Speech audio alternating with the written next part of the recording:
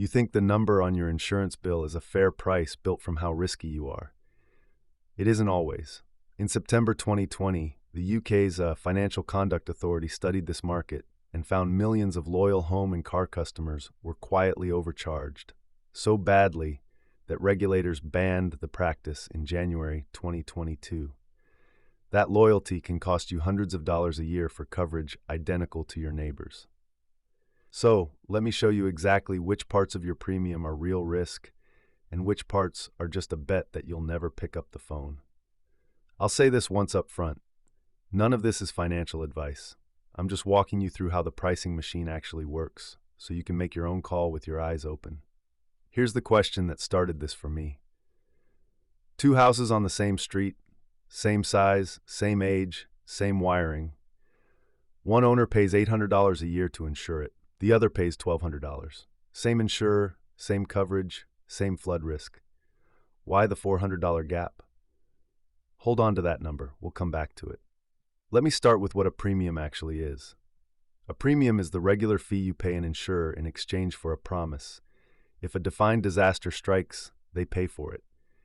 Insurance is the one product you buy hoping you never use it. You're not buying a thing. You're buying a promise to be made whole. To set that price fairly, an insurer does something simple in principle. They take thousands of customers who look like you and pool them together. They estimate how much that whole pool will cost in claims this year. They add the cost of running the business, add a reasonable profit, and divide it up. Your slice of that math is your premium. That part is honest science.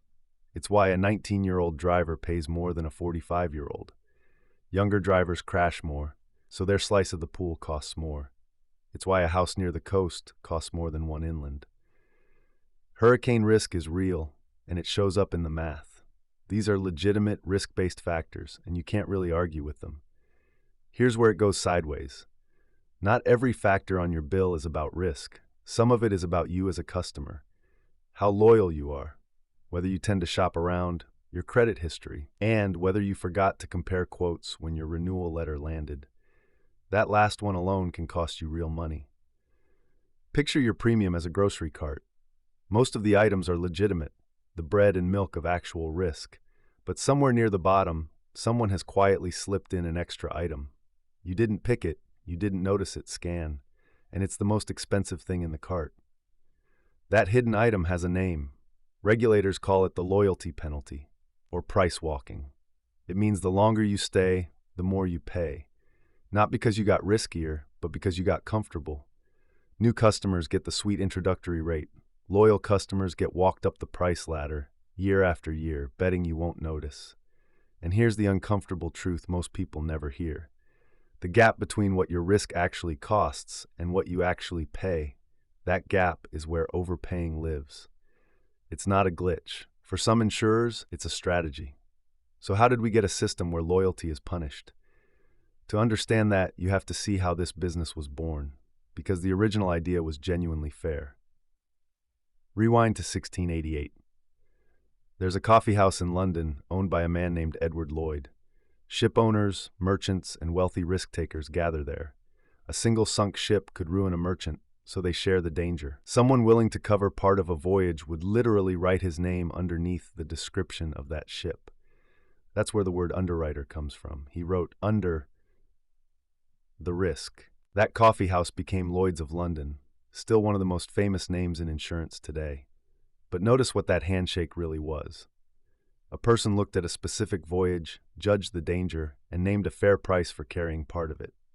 Price followed risk, nothing else. The idea crossed the ocean fast. In 1752, Benjamin Franklin helped organize the Philadelphia Contribution Ship, the oldest property insurer in America. It was a mutual, meaning the policyholders themselves shared the cost of fire losses together. Again, the logic was pure. We all chip in, and whoever's house burns gets covered from the shared pot. Then the math got serious. In 1762, the Equitable Life Assurance Society in London did something revolutionary.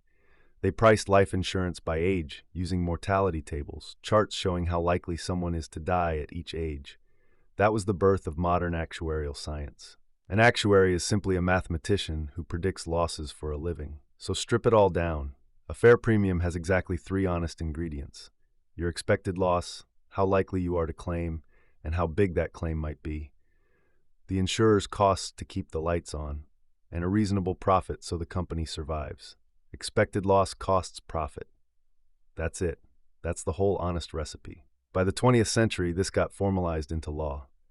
In the United States, regulators settled on a principle that rates must never be inadequate, excessive, or unfairly discriminatory. And in 1945, the McCarran-Ferguson Act handed insurance regulation to individual states, which is why your coverage rules change the moment you cross a state line. So if the recipe is this old, this tested, and this regulated, where does the overcharging sneak in? The answer arrived with computers. But before we get there, let me show you what this actually does to a real person's wallet. Meet Marcus. He's 38, drives a paid-off Honda, earns about $54,000 a year, and has never made a single claim in his life. Clean record, boring driver, the kind of customer an insurer should love. 9 years ago, he signed up with one company and never thought about it again. Marcus did everything he thought was responsible. He paid on time, he stayed loyal. He figured loyalty would be rewarded, the way it is at his favorite coffee shop where the 10th drink is free. Insurance, he assumed, worked the same way. The longer you stay, the better they treat you. His first-year premium was $900. Fair enough, he thought. The next year it nudged to $948. The year after, $1,010. Each jump was small, $40, $60. Small enough to ignore, small enough that he never questioned it. He just paid the renewal letter and moved on with his life. Now run the math forward. By year 9, Marcus is paying roughly $460 a year. His car got older. His record stayed spotless. Nothing about his actual risk went up. If anything, he became a safer bet. Yet his premium climbed more than 60%. Where did that money go? Here's the part that stings. Across those 9 years, those quiet little increases added up to well over $2,000 more than a fresh customer with his exact profile would have paid. Marcus wasn't buying more protection. He was paying a tax on not paying attention. And Marcus is not unusual. He's the rule. When the UK regulator dug into this in 2020, they found this exact pattern playing out across millions of households. Loyal customers paying significantly more than newcomers for the same product. Marcus just never saw the letter that spelled it out. So what flipped the system from fair to this? This is the part that changed how I look at my own bills forever. Starting in the 1990s and exploding through the 2010s, insurers got two new superpowers: enormous data sets and cheap computing power. Suddenly they could feed in your credit score, your zip code, your online shopping behavior, even devices that track how you actually drive. On the surface, that sounds like better, more accurate pricing. And sometimes it is. But something darker grew alongside it. It's called price optimization. And the easiest way to understand it is to hear the question the software is really asking. The old question was honest. What does this person's risk cost? Price optimization asks a completely different question. How much will this person pay before they walk away? Read that again. That question has nothing to do with your driving, nothing to do with your house, nothing to do with risk at all. It's a question about your psychology, about how much you'll tolerate before you finally shop around. This isn't a conspiracy theory. In 2014 and 2015, the Consumer Federation of America spotlighted a filing the insurer Allstate had submitted to regulators in Wisconsin. Inside that paperwork was the machinery of price optimization, laid out in detail. Several U.S. states and the National Regulators Association, the NAIC, opened investigations. States like Maryland looked at it and declared the practice flat-out prohibited. Let that land for a second. Regulators didn't ban it because it was rude. They banned it because they concluded it crossed the line from pricing your risk into pricing your willingness to be charged. So picture two people again. Same car, same street, same flawless driving record. One of them angrily calls every January and threatens to leave. The other quietly pays whatever the letter says. Under price optimization, the quiet, loyal one gets charged more, precisely because the data predicts he'll just pay it. Your loyalty becomes the evidence used against you. Here's the stolen line I want you to carry out of this video. In modern insurance, the most dangerous thing you can be is predictable. The moment a company is confident you won't leave, you stop being a customer and start being a margin. And remember that $400 gap from the very start? The $800 house and the $1,200 house? Now you understand it. Some of that gap is real risk, but a chunk of it is just one neighbor who shops every year and one who never does. Now I can hear the pushback. But insurers aren't charities. Don't they need the money? Fair point. And the data says yes, partly. In 2023, the U.S. property and casualty industry posted a $21.2 billion net underwriting loss, with a combined ratio of 101.6, meaning they paid out more in claims and expenses than they collected in premiums.